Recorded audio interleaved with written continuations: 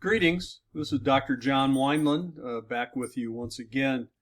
Today we're going to talk about the Shakers and the Shaker movement, something that develops during the Second Great Awakening and comes out to the frontier areas of Kentucky, Indiana, Ohio, but found its beginnings in England, then went to upstate New York, and then began to move. So let's talk about this, the Shakers. I have behind me seed advertisement. The Shakers during early to mid 1800s were well known for selling seeds, vegetable seeds of all kinds. So let's take a look at the Shakers. The reason we're talking about them in this course is because of their connection with the Restoration movement, and we mentioned that before. There were actually those who were part of the Stone movement, and some of those ministers who were there signed the last will and testament of the Springfield Presbytery, who will join the Shakers. The Shakers send missionaries to Kentucky after they hear about the Cane Ridge meeting and think that this might be something like akin to what they were doing. And in fact, one of the members of one of the churches donates his farm, and that becomes the basis for the Shaker village at Pleasant Hill, Kentucky. So let's take a look at the Shakers here today. The Shakers are known as, officially, they would call themselves not the Shakers, but the United Society of Believers in Christ's Second Coming. And now, when they talk about the Second Coming, it's probably a little different than when you talk about the Second Coming. When they talk about the Second Coming, they are talking about the Second Coming of Christ in the form of a woman. They believe that Christ, of course, came as a man the first time, but he comes as a woman the second time, and it's this woman right here, Mother Ann Lee, who lives from 1736 to 1784. She was an English Quaker, and she claimed that she received a divine revelation from Christ, who said that Christ would return the second time as a woman, and she says, of course, that is her. And so some of the Quakers then, who were kind of the more extreme Quakers, who would tend to move about in their worship service, got the nickname the Shakers, and that's really where the name comes from, and that's where Mother Ann Lee will go. Now, here is a book telling us about Mother Ann Lee and the story of Ann Lee, a female Messiah, mother of the Shakers, the woman clothed with the sun. Well, she moves from England to the U.S., basically, again, saying she received a kind of revelation that she should do this. And so they moved to America. They moved to New York, and eventually they head up to the northern part of New York, upstate, and start a settlement there. She will sort of publish her, what she calls the Testimony of Christ's Second Appearing, in 1808. And so this becomes what some people call the Shaker Bible. Records her revelations. So the Shakers then moving to the U.S. and now centered in New England. Shaker doctrines then that we should talk about. Here is an image of Shakers dancing in a Shaker meeting house. The Shakers are known not only for their seeds, but they're known for their furniture. They're known for their quality furniture and products that they would produce, brooms, clothing. And notice here they hang up, they have pegs on the wall. There's no decorations. Everything is functional. So you won't see curtains.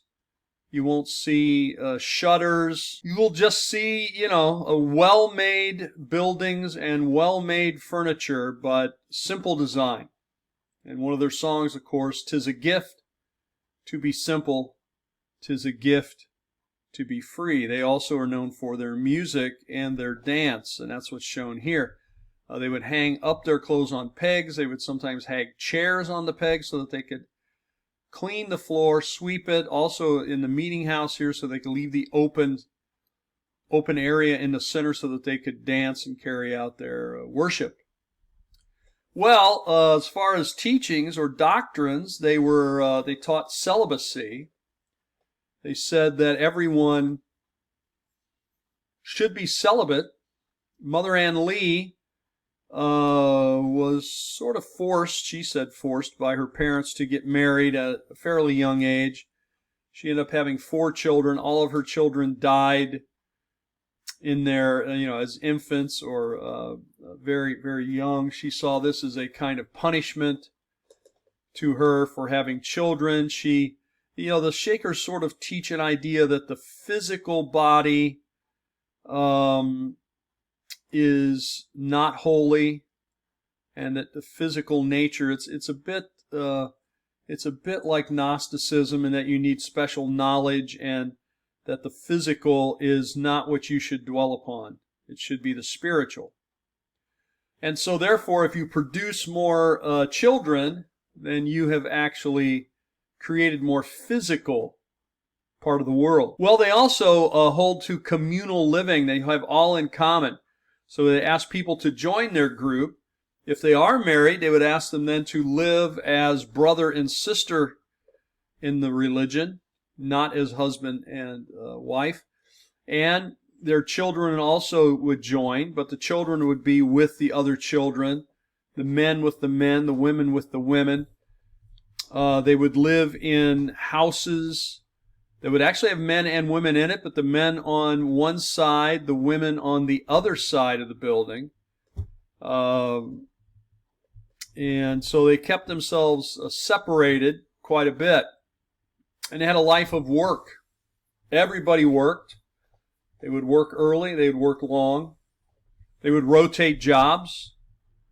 Of course, they did a lot of farming. They did a lot of production, making of, say, quilts and baskets, and of course growing crops, tending to animals, and then obviously in some cases with the seeds, they will create seeds and sell them, and so forth. They emphasized asceticism, and you may not know the word asceticism, but asceticism basically is denying yourself what you might like to have. Asceticism means, denying yourself sort of fancy food, fancy drink, sexual activity, anything like that. Asceticism means you deny yourself for the purpose of spiritual growth, I guess I'd say, or maybe purity, that sort of thing.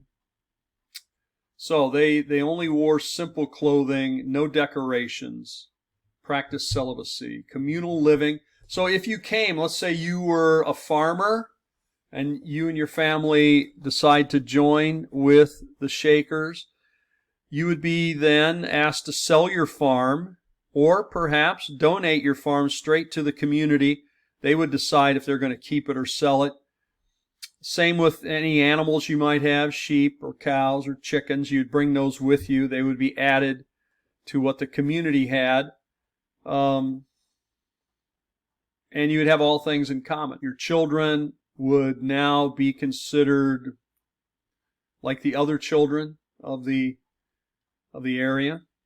And your wife or your husband would be your brother or your sister in the religion and no longer your mate. Okay? They also denied the bodily resurrection. Remember, if the physical is basically something that is to be discouraged through not having children, you also see no need for a bodily resurrection of people, because you'll just be spiritual.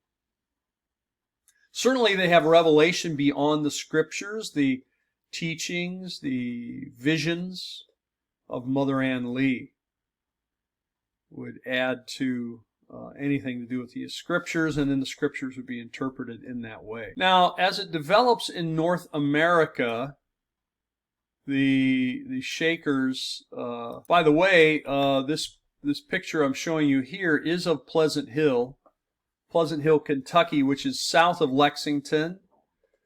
It's a bit west of Wilmore, Kentucky, if you know where that is. And this is where initially was the farm of one of the men connected with Cane Ridge and those ministers connected with Cane Ridge meeting. And he donated his farm. And then you can see the buildings that they build. Very fine buildings. Very well built. But no adornment. No sort of fancy things to it. But very nicely built. So that becomes the key. And this is called Shaker Village of Pleasant Hill in Kentucky. So you might get a chance to visit that someday. Well, the first community is in 1776 in a community known as Waterville, New York. By 1787, their headquarters has moved to Mount Lebanon, New York. And when they hear of the revivals in Kentucky, first in 1800, and then, of course, especially the Cane Ridge meeting with, 20, 30,000 people and all sorts of dancing and singing and running about, they thought these people must be our kind of people.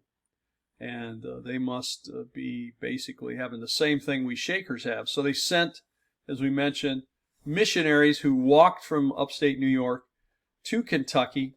And eventually that will lead to the development of Shaker settlements in Ohio, Indiana, and Kentucky. So by 1840, they have about 6,000 Shakers in their membership. So they really have grown from a handful now, in about, less than 100 years, they have grown to over 6,000. Now the Shakers in Kentucky are right, that settlement, Pleasant Hill, is right near the Kentucky River and the Palisades of the Kentucky River. And that's where this sign is. I've taken students there many times, and one of the things I would try to do would be to take them on a boat ride on the Kentucky River. We'd go down to the Shaker Landing and get to see the Kentucky Palisades. And this is where the Shakers would ship out their seeds, you see here, and their other goods, and they would put them on the boats here. That boat would eventually connect to the Mississippi and move their goods up and down the rivers of America, all the way as far as New Orleans. So that's the foot of this road, is the landing purchased by the Shakers in 1830. Site made Pleasant Hill busy river port and ferry crossing. Quality Shaker products left from here for downriver as far away as New Orleans. During the Civil War, the ferry was confiscated by federal forces. It was soon retrieved and back in use, and by 1873 the ferry could transport 2 wagons and horse teams in each crossing. This is to cross the Kentucky River, and it's a very steep, I guess I'd say, gully or valley where the river is, with palisades, that is, stone outcrops. And so this is a very important crossing point at that time. So when they moved to Pleasant Hill near Wilmore, Kentucky, this today, by the way, you can go visit it. It is a preserved town. In other words, the buildings there are not reconstructed. These are the original buildings built by the Shakers, and they've been repaired and fixed up, but they are the original buildings. You can go there. They have a nice restaurant you can eat in. When I used to take students there, we'd have lunch in the restaurant. The meeting house is very nicely preserved. I'll show you a picture of that at the end. They have what we might call dormitories, or what they called the family houses, where people would stay. Men on one side, women on the other, with a kitchen and so forth. There are shops you can visit where they show you traditional Shaker crafts, where they're making brooms, where they're weaving cloth, where they're spinning. You can go see the farm area, and shows you how they do their farming and how they take care of the animals. They even, at this place here in the western part, they learned how to get silk. They had silkworms, and I was there one day when they had a display of the silkworms and how they would spin the silk off of the cocoons, and how that would be used to make fine garments and other sort of items that they could usually would sell. So this is a preserved town. I would highly recommend, if you're in the area there, get a chance to go take a look. It would well be worth a day or an afternoon to go to Shaker Village in Pleasant Hill. Here is an artist's rendering of their dancing. Notice the men on one side and women on the other. Notice how they're dressed in very simple dresses. The ladies have on bonnets. The men wear vests. They have black shoes. You know, there's nothing really fancy here. But this dancing was part of their worship. They'd say they would shake off the sin, and let the sort of the holiness come in. And so you should look up some Shaker music. Maybe you can look up on the internet. I might post one where they're doing some Shaker dances. During the field trips, I used to take the students there during a restoration history class. Here's a picture that I took in the Shaker meeting house. You see this there's a little window right here. Notice there's two doors. The men come in one side and the women in the other. So the women here and the men here, they would cross and come here. And notice they have these pegs up on the wall. They have these things that would hold a lamp to light up the room, and it's a big open area. They constructed this with big sort of archways that were finely constructed. You can go up, if you take a tour that takes you up to the top of the meeting house, you can really see this unique construction that they did. And they did it so they have a big open area like you see here. This building was preserved, but when the Shakers basically dissolved in this area, eventually these buildings were taken over by others who bought them. This, in fact, was used as an automotive garage for many years. You can still see occasionally, if you look carefully, some oil stains on the floor, but it has been restored and now used only for visitors. They do some Shaker dances in here and singing, and the visitors come to watch. But you see this little window here? I am actually taking this picture out of a mirror image of the window. There's a window on this side. When you go in this door, there's a staircase that takes you up and then on up to the top of the building. I went up that staircase and took a picture out of the window. This window was basically where, the Shakers were governed by 2 men and 2 women, 2 elders and 2 eldresses. And the 2 eldresses sort of were in charge of the women, and the 2 elders in charge of the men, and they would meet together and make decisions for the community. At any rate, one of the eldresses and one of the elders would be up here during any meeting looking out of the window, watching the dancing, and because this is where the men and women would be together. And they were looking for, I get what my mother used to call hanky-panky. So we see here the Shaker meeting house, as we mentioned, these little windows here where the elders and the eldresses would watch over and make sure that nothing got out of hand during the worship service. Well, this brings us then to the connection with the Restoration movement is really through McNamara and Dunleavy. And remember, they are two of the signers of the 6 signers of the last will and testament of the Springfield Presbytery. But McNamara and Dunleavy will actually join the Shaker movement. McNamara will help write doctrinal statements for them. Dunleavy will actually become one of the Shaker elders. Remember, we said there's only 2 elders and 2 eldresses for the whole community, so obviously very important there. He wrote some of their doctrinal writings for them. He actually would also help with the publishing because he was experienced in that. And both of them will later leave the Shakers. McNamara will later be excluded from the Shakers because he questioned some of their teachings. And so basically they kick him out. And Dunleavy will eventually leave himself and later say that, this was a mistake. He shouldn't have done it. But this is a connection. It's how it all gets started is through some of the members of those churches that were there at Cane Ridge. One who donates his farm to get the Shaker village going.